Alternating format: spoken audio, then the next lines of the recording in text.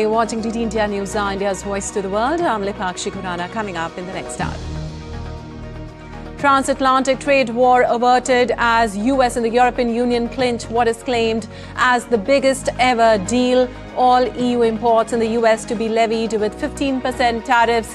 Deal also includes $600 billion EU investments in US. Senior US and Chinese negotiators will meet in Stockholm to renew negotiations today as they plan to tackle long-standing economic disputes at the center of a trade war between the world's top two economies.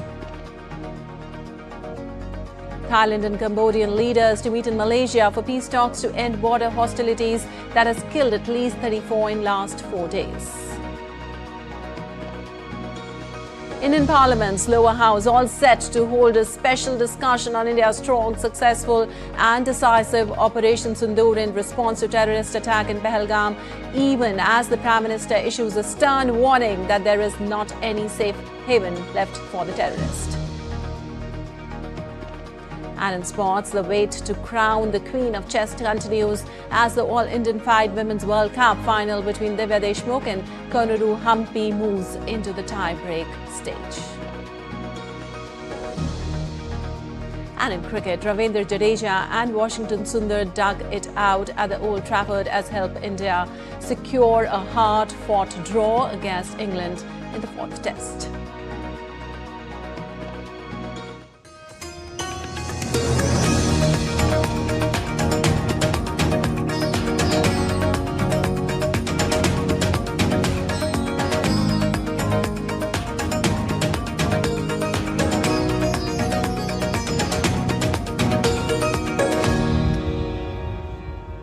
And on to the details now. President Donald Trump and European Commission President Ursula von der Leyen have announced a sweeping trade deal that imposes 15% tariff on most European goods. The agreement reduces Trump's 30% to 50% tariff threats to 15%, with steel and aluminium retaining 50% and manual tariff adjustments to stabilize trade. Trump revealed the deal shortly after meeting with European Union Commission President Ursula von der Leyen at Trump Turnberry Resort in Scotland.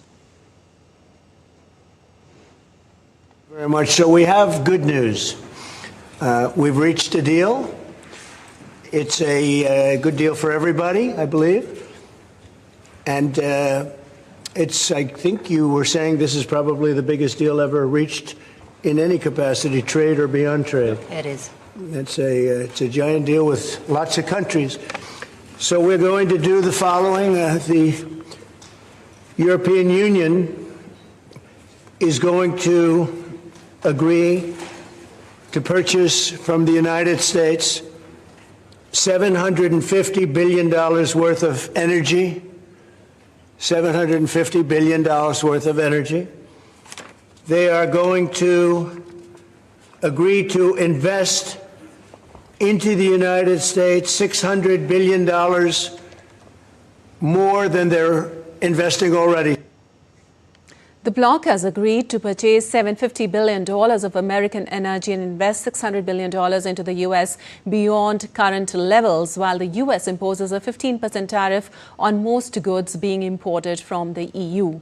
The EU also pledged $750 billion in U.S. energy purchases and $600 billion in additional investments, marking a historic economic collaboration. We have a deal. We have a trade deal between the two largest economies in the world. And it's a big deal. It's a huge deal. It will bring stability. It will bring predictability. That's very important for our businesses on both sides of the Atlantic. It's 15% tariffs across the board, all inclusive. While European leaders welcome the EU-US trade deal that includes a 15% tariff on EU goods entering the US and significant EU purchases of US energy and military equipment. European Commission President Ursula von der Leyen, who announced the deal, said on social media platform X that the deal creates certainty in uncertain times, delivers stability and predictability. Irish Trade Minister said the deal provided a measure of much needed certainty for Irish, European and American businesses. Dutch Prime Minister Dick Schoof called the agreement vital, while European Parliament President Roberta Metsola said it was an important step that strengthens our transatlantic partnership.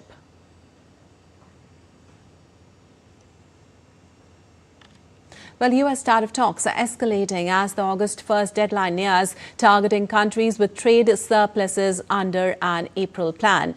The U.S. has secured deals with key partners, including the EU, Britain, Vietnam, Japan, Indonesia and the Philippines. A key EU deal reduces the proposal 30% tariff to 15%.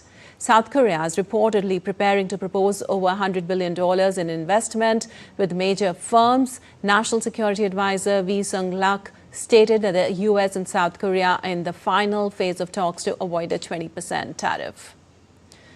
Well, Taiwanese officials, including Premier Cho Jung-tai, are intensifying efforts in tariff negotiations. Vice President Seow B. Kim stated the team is working to secure trade balance, protect industrial interest and deepen cooperation. Canada and Mexico were spared Trump's reciprocal tariffs but face a separate 25% duty on goods outside a trade pact. This will rise to 30% for Mexico and 35% for Canada on August 1st. Mexico is working to avoid the duties and may speak with Trump, who stated no deal with Canada has been reached. Brazil is preparing for a potential trade embargo on its planes, grains and other goods if Trump's 50% tariff takes effect on August 1st. Trump cited political motives, referencing a witch hunt against his ally, former President Bolsonaro, making a last-minute deal unlikely. And some updates on the Thailand-Cambodia border clash now. The leaders of Thailand and Cambodia will attend mediation talks over their deadly border conflict in Malaysia on Monday. Talks are scheduled to begin at 7 GMT on Monday, with Thai Acting Prime Minister Phumtham Vichayachai and Cambodian Prime Minister Hun Manet attending the talks. At least 33 soldiers and civilians have been killed, while thousands of nationals from both sides been displaced since border fighting broke out on the 24th of July. Meanwhile, the situation remains tense and two sides seem to be preparing intensified military operations to inflict maximum damage in the final stages before negotiations. In the Thai province of Sisaket, sounds of shelling were heard throughout Sunday. However, it was unclear which side of the border it was on. Thailand and Cambodia have bickered for decades over undemarcated points along the 817-kilometer land border, with ownership of the ancient Hindu temples Tao Muan, Thom and the 11th century Priya Vihar central to the disputes.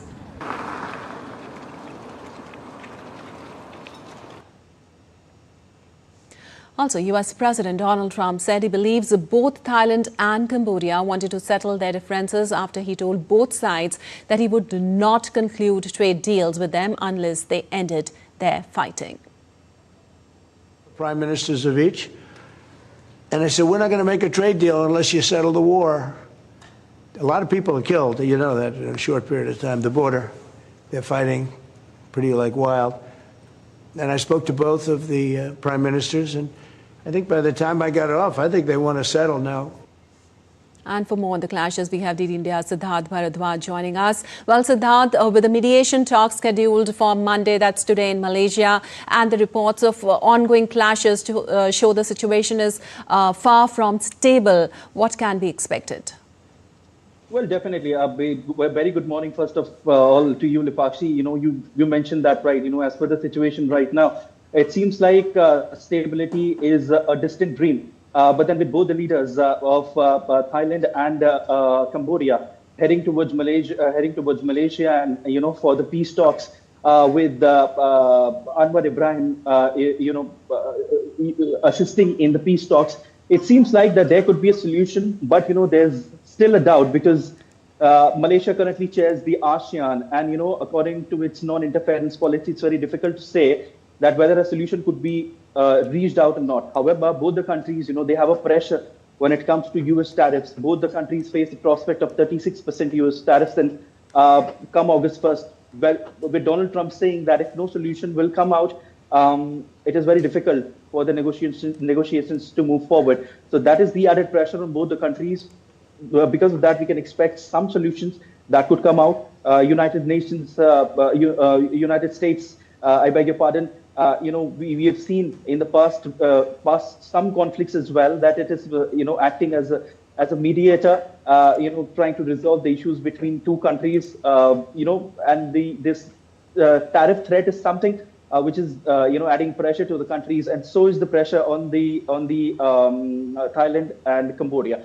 When we talk about the tensions between both the countries, it dates back to more than a century. In fact, with recent one being in the month of May, when a Cambodian soldier was killed in the border skirmishes, triggering a tit-for-tat response from both the sides, with both the sides accusing each other of firing first, and in fact using some sort of weapons which are not supposed to be used. This particular clash which has taken place has resulted in killing more than 32 people, over 32 people, right. In fact, and and around more than 200,000 people right. have been evacuated. However, when you talk about this situation, the situation from the Thailand side in the Surin provinces is good, because the people are being provided with yes. some basic needs. In fact, they are being provided with chocolates and biscuits. In fact, there's a TV in evacuation center, but they have no idea as in till what time they have to stay there. So that is something, a doubt which is casting as far as this situation is right. concerned. As far as Cambodia is concerned, then around 35,000 people have been evacuated. So in total, around 200,000 people have been evacuated. But then when you talk about Cambodia, their side, there was a farmer in the night who was taking his tractor towards towards the safer side, but then he heard some noise as well. So I mean, there's some reports are saying that even that farmer said that what is the need of firing during this hour. So that's how the situation is right now when it comes to Thailand and Cambodia. That Thailand is also, Lipakshi, facing a political upheaval.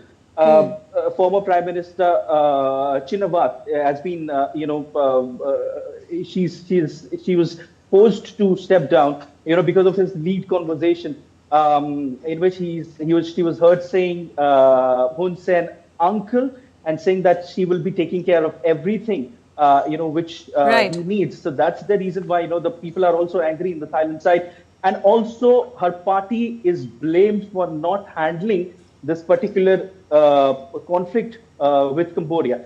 So that's the reason why Thailand is actually facing a political upheaval.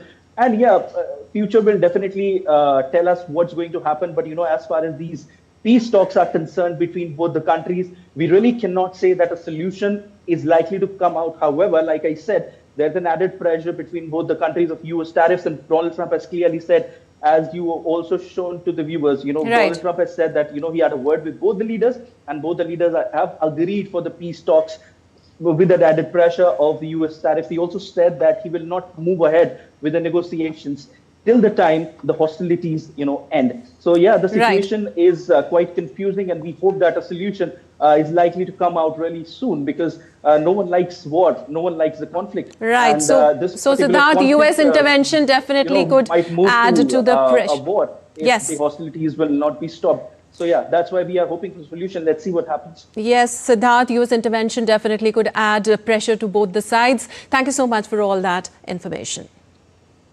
And moving on, senior US and Chinese negotiators will meet in Stockholm on Monday to tackle long-standing economic disputes at the center of the country's trade war. The stakes are high as both sides aim to address lingering economic issues, including significant trade deficits and China's regulatory measures on precursor chemicals for fentanyl. The US seeks to enhance its export opportunities to China, while Beijing demands easing of US tariffs, including those related to fentanyl, to resolve trade disputes. China is facing an August 12th deadline to reach a durable tariff agreement with President Donald Trump's administration after Beijing and Washington reached a preliminary deal in June to end weeks of escalating tit-for-tat tariffs. Without an agreement, global supply chains could face renewed turmoil from duties exceeding 100%.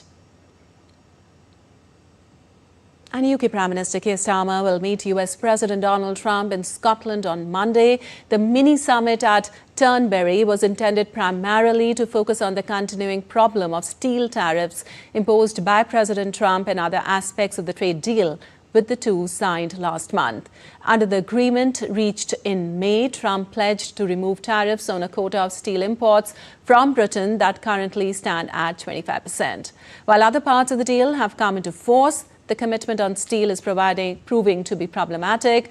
Britain is also hoping to carve out from potential pharmaceutical tariffs that Trump is mulling on. Also, the humanitarian crisis in Gaza will also be on the agenda. The US president said that he and Starmer would be discussing a lot about Israel. Starmer is expected to press the US to help deliver a lasting ceasefire and will applaud Trump's recent efforts with Qatar and Egypt to end the fighting. Also, Starmer will hold an emergency cabinet meeting with top ministers this week amid pressure within the ruling Labour Party to follow France and recognize Palestine as a state.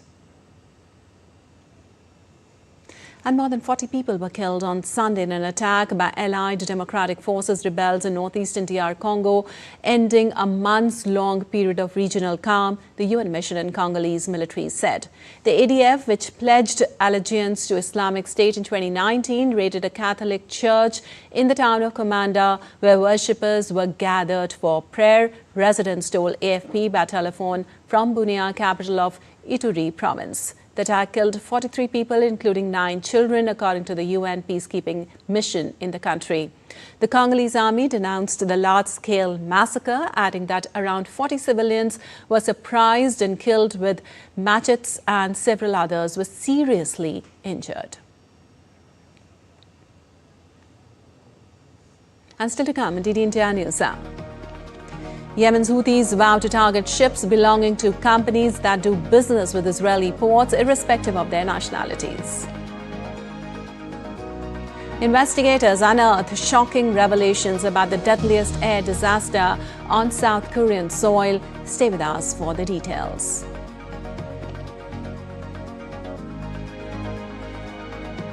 And we tell you how over-tourism is frustrating Parisians.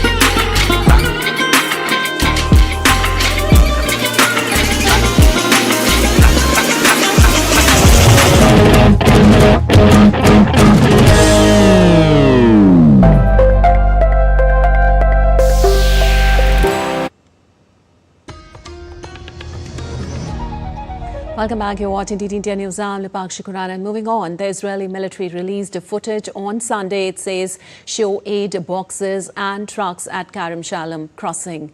Israel has announced a halt in military operations for 10 hours a day in parts of Gaza and new aid corridors as Jordan and the United Arab Emirates airdropped supplies into the enclave.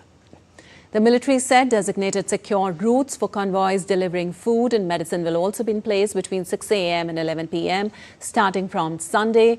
Israel has been facing growing international criticism, which the government rejects, over the humanitarian crisis in Gaza, and indirect ceasefire talks in Doha between Israel and Hamas have broken off with no deal in sight.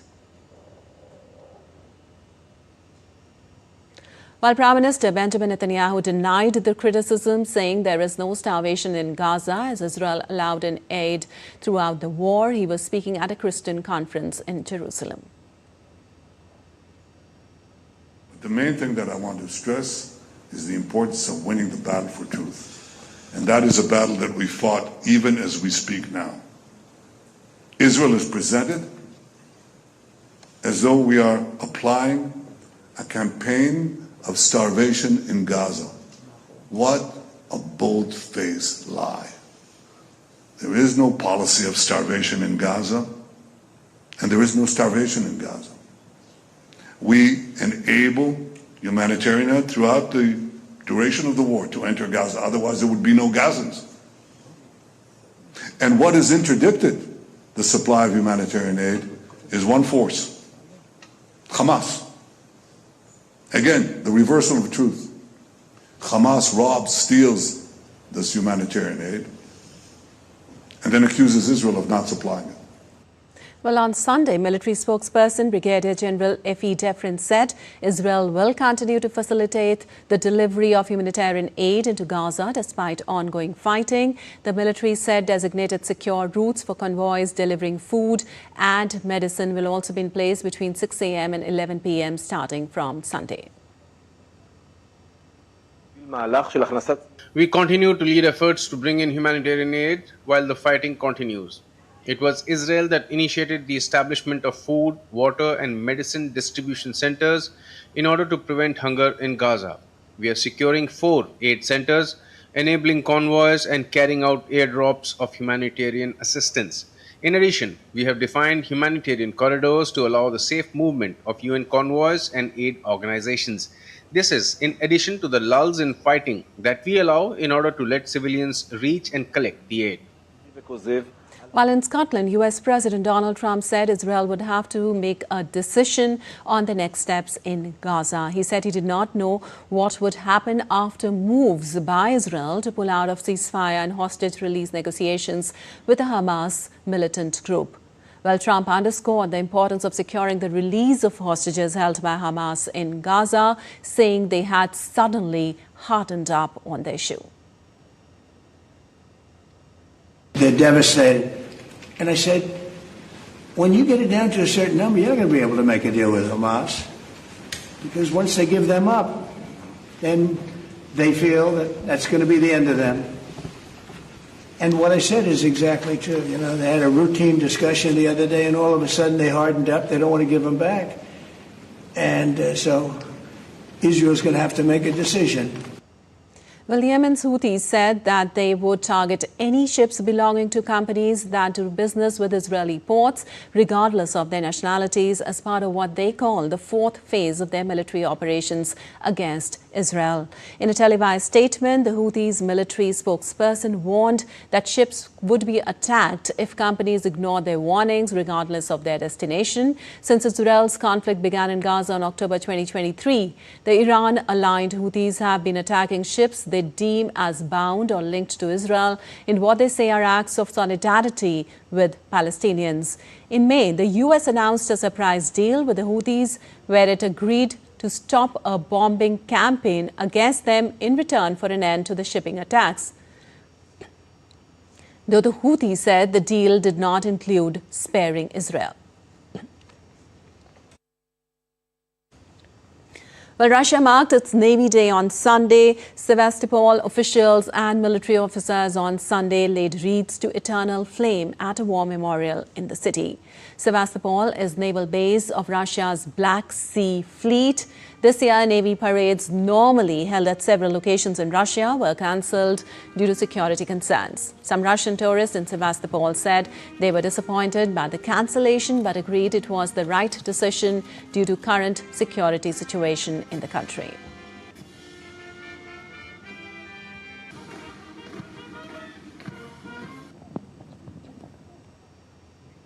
And Russian President Vladimir Putin visited Kronstadt on Sunday, that is located on Kotlin Island in the Baltic Sea, and has been home to Russia's Admiralty and the country's Baltic Fleet. Well, he visited Russian frigate Admiral Grigorovich, where he met the crew and thanked them for successfully repelling the Ukrainian drones in Leningrad region. While in Kronstadt, Putin also visited the Stavropegel Naval Cathedral of St. Nicholas, where he was given a tour by the priest and lit candles by the icons of saints.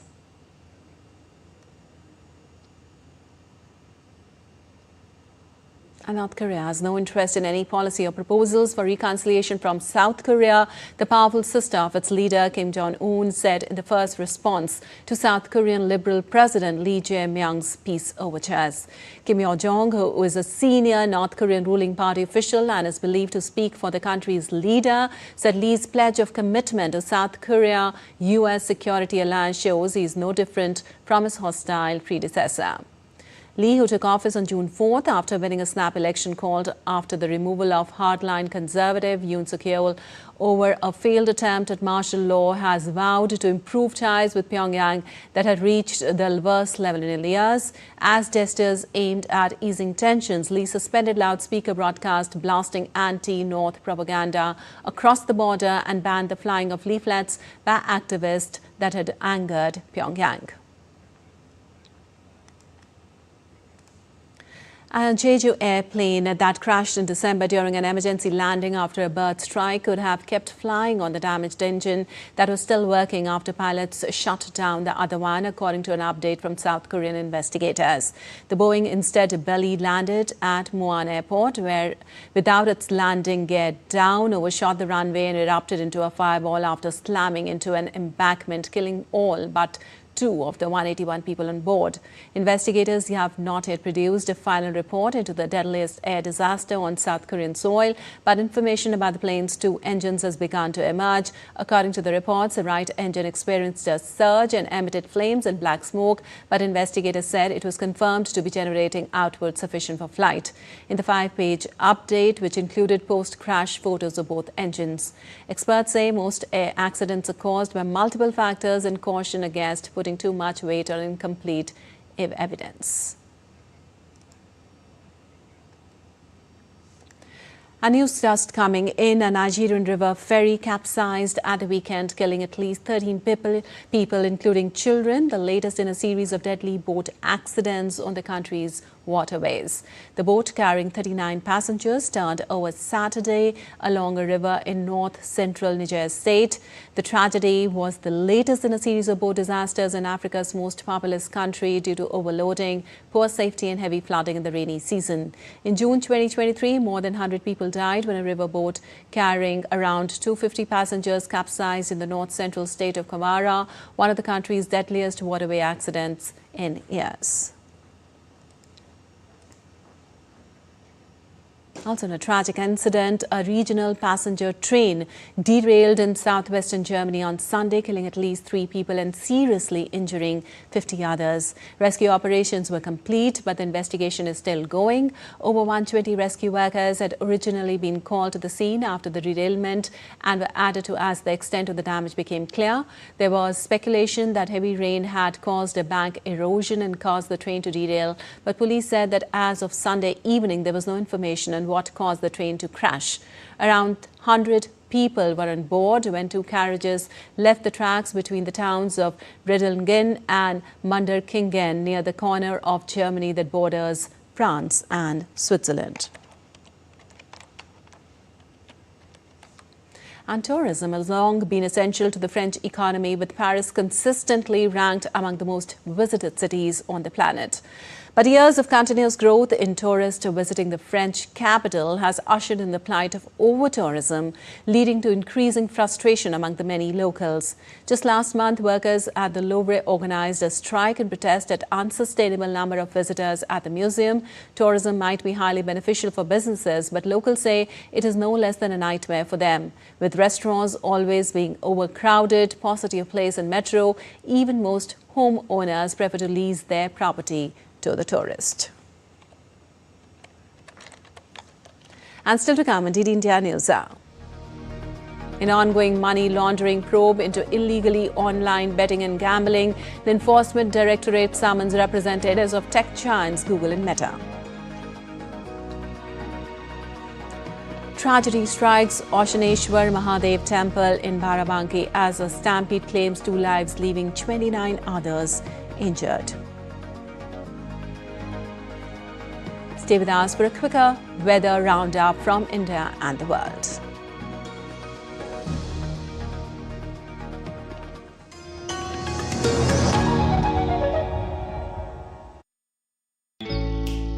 Jharkhand will mesmerize you.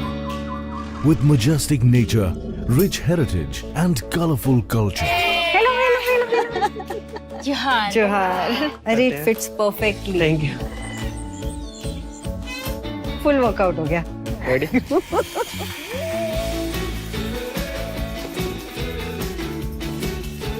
Postcards from Jharkhand on National Geographic.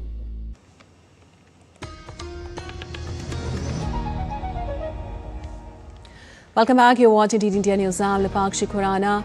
And moving on to the recap right now, transatlantic trade war averted as US and the European Union clinch what is claimed as the biggest ever deal. All EU imports in the US to be levied with 15% tariffs. Deal also includes $600 billion EU investments in US.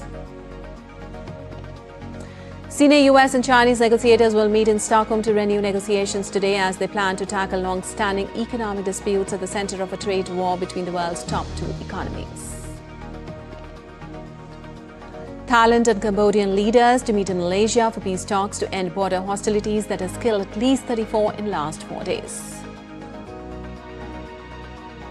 Indian Parliament's lower house all set to hold special discussion on India's strong, successful and decisive Operation Sindoor in response to terrorist attack in Pahalgam, even as the Prime Minister issues a stern warning that there is not any safe haven left for the terrorist. And in sports, the way to crown the Queen of Chess continues as the All-Indian Fight Women's World Cup final between Divya Deshmukh and Konarudh Humpy moves into the tie-break stage. Also in cricket, Ravindra Jadeja and Washington Sundar dug it out at the Old Trafford as help India secure a hard-fought draw against England in the fourth test. Well, the first week of disruption in Parliament's monsoon session is set to give way to a fiery debate on the Pahalgam attack and Operation Sindoor from today. The lower house of the Parliament is set for a high-voltage debate on the Pahalgam attack and Operation Sindoor from Monday as the ruling National Democratic Alliance, or NDA, led by Bharatiya Janata Party and the Indian Bloc, have agreed to end the stalemate.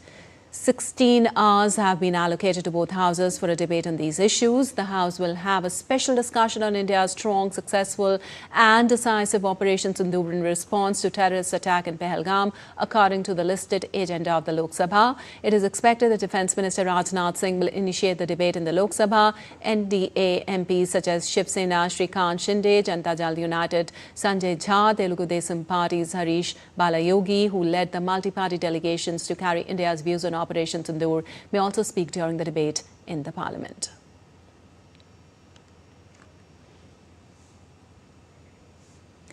Also, the upper house of the Parliament to take up the carriage of goods by sea Bill 2025 for consideration and passing. The bill to provide for the responsibilities, liabilities, rights and immunities attached to carriers with respect to the carriage of goods by sea.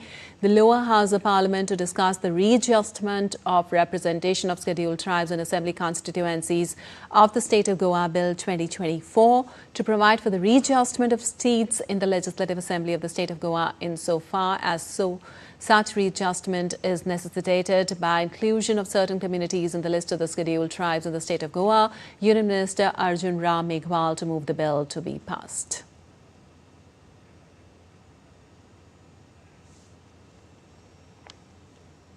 And for more on the Parliament, we have Dibyendu Mondal joining us. Well, Dibyendu, with a special discussion on India's response to the Pahalgam attack and Operation Sindoor today, Parliament is all set for heated debate on Pahalgam attack, Operation Sindoor. What all can be anticipated?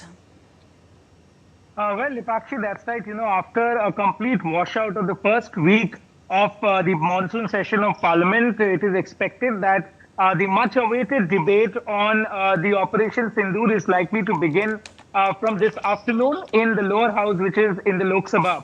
The debate is expected to be initiated by Defence Minister Rajnath Singh, who will inform the Parliament as well as the opposition parties that were demanding a formal statement from the ruling treasury benches on the Operation Sindoor, and therefore Rajnath Singh is expected to lead the debate at about 12 p.m. when the Lok Sabha begins debating on Operation Sindoor.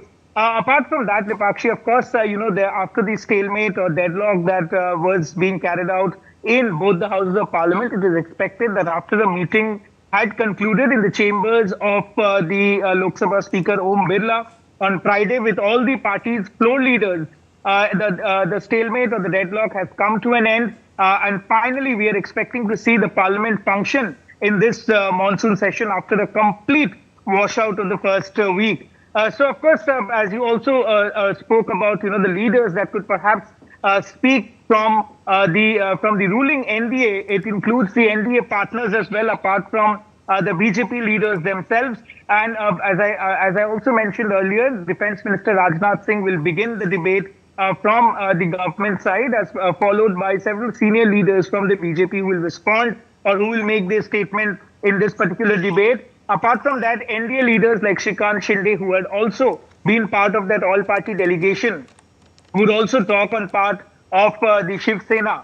From the JDU, it is expected that Sanjay Jha or Lallan Singh, one of them would speak on this. Also from the TDP, there are two speakers who will speak from the TDP, who is also part of the NDA alliance. So therefore, it's going to be a power-packed debate. It is going to be a fiery storm that we will witness inside the Lok Sabha from today. The time that has been kept is 16 hours, so it is expected that today and tomorrow will be the two dedicated days for this debate to be concluded in the Lok Sabha. But remember, Lipakshi, importantly, this is a special debate that is being undertaken in the Lok Sabha, and there will be no voting on this. There will be no replies that could be sought, because this is a special, the speaker is initiating some special provisions given to him to initiate this debate, and therefore there will be no reply. However, there will be a resolution that will be passed after the debate concludes on Tuesday. Dipakshi. All right, Debyendu, as you mentioned, apart from this special discussion on Operation Sindoor, which is lined up for 16 hours today and tomorrow, there are also other bills which are lined up. Can you tell us about that? Well, in the upper house, in fact, in the lower house in Lok Sabha, the speaker or the government was trying to discuss the readjustment of seats of the scheduled tribes in the state of Goa. That has not been, taken up because of the disruptions that we saw from the opposition benches over the last 1 week. But that bill could discussion. But to begin with, Lipakshi, the first hour of the Lok Sabha is dedicated to question hour. So there will be questions that will be asked by the members, and the government will reply to those questions. And after that, the debate will begin. But we'll have to see when the time is adjusted for that particular bill to be discussed. In the upper house, there are also multiple bills which one could be introduced by the shipping ministry and the Union Shipping Minister Sarbananda Sonowal, that deals with the shipping ministry's important aspect of the ships that come to India. It is being called as a merchant bill. So therefore, that could also see discussion in the upper house. But as far as lower house is concerned, the primary focus for the first 2 days of this week would remain on Operation Sindoor. Lipakshi. All right, Debyendu, thank you so much for all that update. And moving on, India's national security architecture demonstrated the strength of jointness and strategic foresight with Operation Sindoor, initiated in the aftermath of the Pahalgam terror attack. Product of meticulous planning and an intelligence-led approach, the operation dismantled the terror infrastructure across the line of control and deeper inside Pakistan, and significantly ensuring minimal collateral damage. The operation demonstrated India's capacity for high precision, coordinated military action across land, air and sea. Indian Air Force conducted high-impact air operations on targets such as the Noor Khan Air Base and the Rahimyar Khan Air Base, indigenously developed Akash surface-to-air missile system, and legacy platforms like the Pechoran OSA-K provided layered defense grid during retaliatory drone and UAV attacks. Indian Army's air defense units worked in tandem with the Air Force, deploying a wide array of systems ranging from shoulder-fired manpads and LLAD guns to long-range SAMs. Indian Navy deployed its carrier battle group equipped with MiG-29K fighter jets and airborne early warning helicopters. Well, CBG maintained a powerful air defense shield that prevented hostile aerial incursions, especially from the Makran coast. Border Security Force also played a critical role in thwarting a major infiltration attempt along the international border in the Samba district of Jammu and Kashmir. 2 infiltrators neutralized. The operation was made possible by years of investment in defense preparedness and the unwavering policy and budgetary support from the Government of India.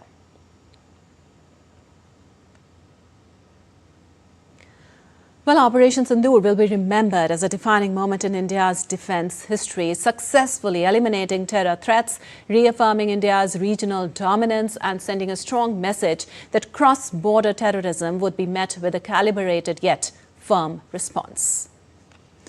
And the Enforcement Directorate issued fresh summons to tech giants Google and Meta, directing their representatives to appear before the agency on July 28 in connection with its ongoing money laundering probe into illegally online betting and gambling platforms.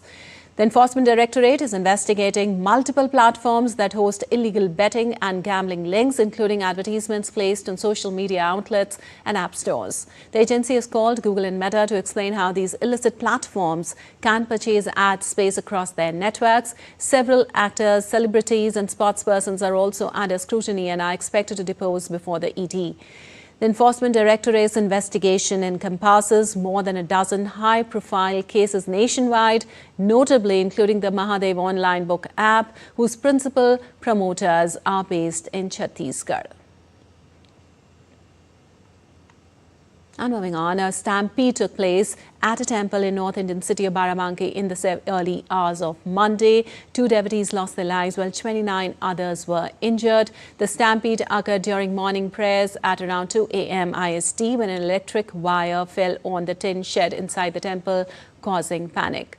The district administration reported that a group of monkeys jumped on the high voltage wire. The wire broke and fell on the tin shed in the temple premises. This led to the spread of electric current, triggering fear among the crowd. Panic soon turned into a stampede. Uttar Pradesh Chief Minister Yogi Adityanath has taken cognizance of the accident. He expressed condolences to the bereaved families of the deceased. Chief Minister Yogi has instructed the district administration officials to ensure the injured are immediately hospitalized and provided with proper treatment. Well, also 4 persons, including 2 children, died and 3 others are reportedly missing after a pickup truck carrying around 25 people fell into the Sirhind Canal in Punjab on Sunday night. The group of devotees were returning from the Naina Devi temple in neighboring Himachal Pradesh after offering prayers when the driver lost control of the vehicle. The rescue operation is underway. Also, meanwhile, the death toll in Sunday's stampede at Mansa Devi Temple in Haridwar has risen to 8. Being a Sunday, a large crowd of devotees had gathered at the temple atop the Shivalik hills. The stampede was triggered due to rumors of an electric current where stairs to the temple begin sent people into panic. Uttarakhand Chief Minister Pushkar Singh Dhami has ordered magisterial probe.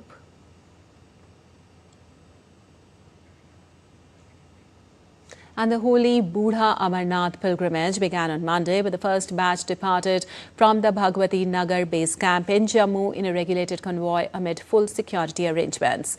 Jammu and Kashmir Lieutenant Governor Manoj Sinha flagged off the first batch of the pilgrims. The sacred pilgrimage to Budha Amarnath Ji temple at the border town of Poonch has great spiritual significance. Earlier, senior officials of the Jammu and Kashmir government have reviewed the arrangements on Sunday for the smooth conduct of the upcoming 13-day Budha Amarnath pilgrimage in Poonch district. The pilgrimage will conclude on August 9th. Budha Amarnath is one of the oldest and most revered Shiva temples located in the Poonch district of Jammu, known for its rich mythology, ancient heritage and vibrant religious celebrations, attracting thousands of devotees yearly. Meanwhile, over 377,000 devotees have performed the ongoing Amarnath pilgrimage during the last 25 days as the huge rush of pilgrims continues unabated. The yatra started on July 3rd and will conclude after 38 days on August 9th, coinciding with Shravan Purnima and Raksha Bandhan.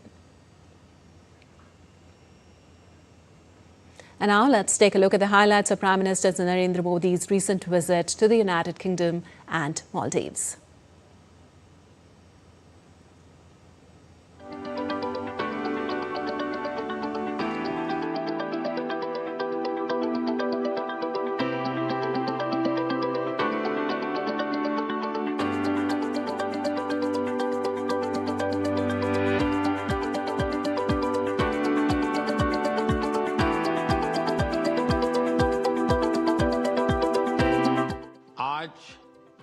हमारे संबंधों में एक ऐतिहासिक दिवस है। मुझे प्रसन्नता है कि कई वर्षों की मेहनत के बाद आज दोनों देशों के बीच comprehensive economic and trade agreement संपन्न हुआ है।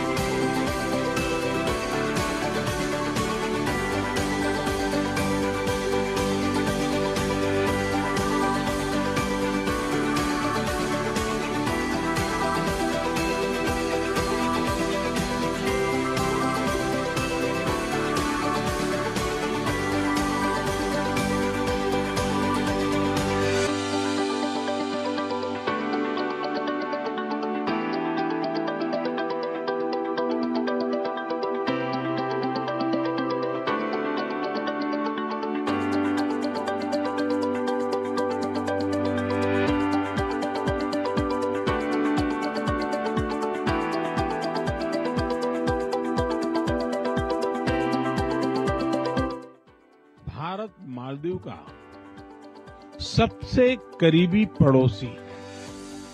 मालदीव भारत की नेबरहुड फर्स्ट पॉलिसी और महासागर विजन दोनों में एक अहम स्थान रखता है। भारत को मालदीव का सबसे भरोसेमंद मित्र होने पर भी गर्व है।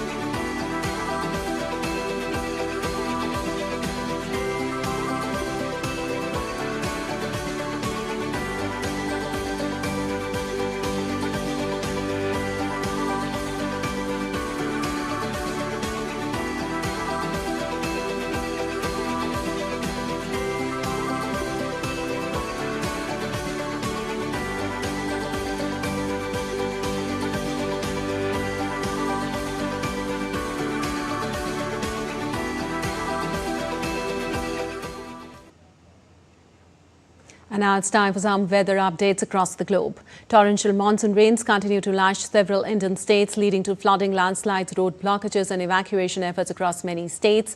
In the north, very heavy rainfall is likely to lash Uttarakhand, while Himachal Pradesh and western Uttar Pradesh are expected to experience similar conditions on Monday. In western India, the Indian Met Department has issued a yellow alert for Mumbai, Palghar and Thane districts of Maharashtra. A high tide alert has also been issued for Mumbai. Further south India, isolated heavy rainfall is forecast over Tamil Nadu and Kerala over the next 4 days. Heavy rain intensified around Beijing and nearby provinces in northern China, exasperating the risk of disasters, including landslides and flooding, authorities said, as they relocated more than 4,000 people. Colossal rain continued to pound the northwestern suburban areas of Mayon and Beijing, causing flash floods and landslides, and many villages were affected. Firefighters battled wildfires across Turkey amid a soaring Mediterranean heat wave. Authorities evacuated more than 3,600 people. Wildfires in southern provinces were largely brought under control and cooling operations were underway. But wildfires in the northwestern province were still burning. Huge flames engulfed trees in areas close to residential sites in Bursa as huge flames of smoke rose from the fire.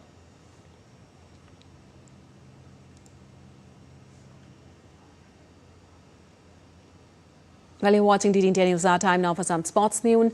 Shubman Gill led India salvaged a hard-fought draw in the fourth test against England on Sunday with a 311-run deficit to overturn not many fancied India's chances. However, a gritty 100 from Gill, backed up by unbeaten centuries from Ravindra Jadeja and Washington Sundar, helped India script a sensational comeback in the final 2 days of the Manchester Test. Here is more.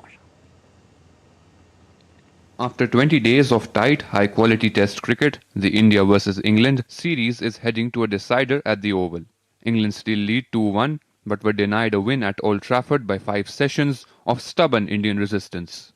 Chasing a 311-run deficit after England's massive first innings score of 669, India's batters responded with steel. Despite being 1 for 2 at lunch on day 4, India turned the game around. Shubman Gill led the charge with his 4th century of the series, scoring 103 and stitching a 188-run stand with KL Rahul, who made 90. Then came an unbroken 203-run partnership between Ravindra Jadeja and Washington Sundar. Both all-rounders scored match-saving tons. Jadeja remained unbeaten on 107 and Washington on 101. India ended at 425 for 4 on final day to force a draw. It was only the second draw under Ben Stokes' captaincy. Battling cramp and a shoulder injury, Stokes bowled with fire, even picking up Rahul's wicket with a brutal spell, but England couldn't break through. India's resilience frustrated England. Their bowlers toiled for 257 overs across both innings, including 143 overs in the second innings alone. Gill's 4th century in the series put him alongside Sunil Gavaskar and Virat Kohli for most tons in a Test series by an Indian. He also equalled Don Bradman for the most hundreds in a series by a captain. Root's 38th century helped England build their imposing first innings. He now equals Kumar Sangakkara for 4th on the all-time Test century list. Tempers flared late in the match, but the visitors stayed focused, even reaching individual milestones after Stokes offered a draw in the final hour. India cannot win the Anderson Tendulkar Trophy anymore, but India's gritty draw leaves them bullish heading into the Oval Test, and with all to play for in the series finale. Sports Desk, DD India.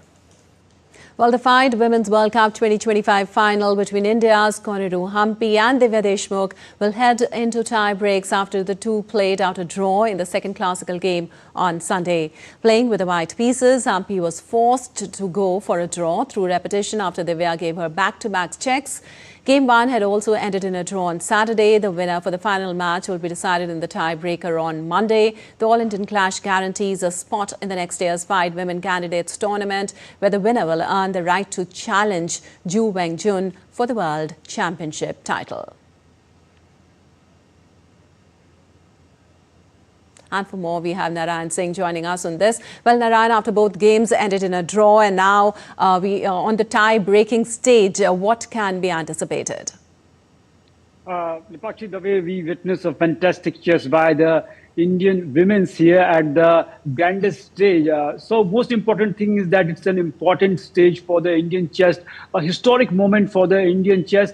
But as we saw in the first game, Divya was at an advantageous position, but we can say that could not make maximum of it, and she squandered that position. And yesterday we saw that after 34 moves, the game ended in a draw. And now talking about the tiebreaker, because the match in the classical format, both in game 1 and game 2, ended in a tie, and now it is going in the tiebreaker. And we know that here Koneru Hampi has a slight advantages because of her experience, and because in the rapid format she is a 2-time world champion. First, she became the world champion in the rapid format in 2019 after becoming a mom, and after in 2024 too, she won the World Rapid Championship title. She is the current champion. So in the shortest format of the game, she is one of the fantastic player, one of the greatest of all time. And talking about the blitz format too, where also she is the world number 2. And Divya herself has accepted the fact that in the shorter format of the game, she is one of the fantastic players. And we know that today it's going to be a big moment for the Indian chess. Whosoever wins the trophy will come to the India, and it's the biggest thing. And in the past also, we saw the way Indian chess has grown by leaps and bounds, not only in the women's chess, in the men's chess too. If you take a look, Olympiad board, our men's team, our women's team won the Olympiad gold, and that there also Divya won the individual gold too. And now she is reckoning, we can say that for the history, the youngest to reach the finals of the Chess World Cup, the 15th seed who defeated the best in the business. And already she and Kanur Hampi booked their berths for the candidates tournament, one of the most coveted tournament, where the winner of the candidates challenges the world champion. And their candidates, we can see two more Indians, Harika too, also be there because the kind of chess they are playing. But today, it's a big day, and we are hoping that one of our contender will win the World Cup title. All right, definitely a big day there. Thank you so much, Narayan, for all that update. And a race in Bolivia went literally to the dogs as hundreds of poochers and their owners took part in Peloton, a race organized by the Bolivian police to encourage responsible pet ownership. The event aims to promote awareness about animal care, protection and love.